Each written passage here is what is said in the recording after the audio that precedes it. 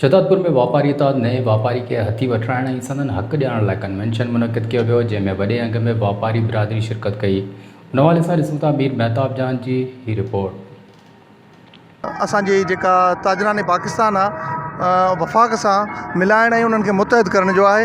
असांजी कोशिश आहे त पूरे पाकिस्तान जा ताजिर उन्हनि सां शहदादपुर जा ताजिर बि गॾु हुजनि, जीअं असांजो ताजिर जेको नंढो आहे तांजो उन में हिकिड़ी अहसास कमतरी ख़तमु थिए। ऐं लॉ एंड ऑर्डर जी सूरत हाल शहदादपुर जी जेकी आहे सॼे सिंध जी जेकी आहे उन ते ॻाल्हाईंदासीं इंशाल्लाह, ऐं भरपूर जेको ताजिरनि से गॾु करण जी कोशिश कंदासीं। जो छोटे ताजिर हैं उनके मसलों के लिए हमने ऊपर तक आवाज़ उठानी है।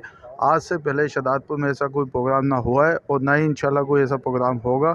शहदादपुर ताजिर इत्तेहाद शहदादपुर जी हिकिड़ी मक़ामी तंज़ीम हुई ऐं पोइ असां एफिलेशन वरिती मरकज़ी तंज़ीम ताजिरान पाकिस्तान खां। अॼु शहदादपुर शहर में 17 तारीख़ आहे अॼु, ऐं ताजिर कन्वेंशन जेको आहे हू हिते मुनक़िद कयो आहे, जंहिंमें सॼे पाकिस्तान खां ताजिर रहनुमा जेके आहिनि हू शहदादपुर आया आहिनि।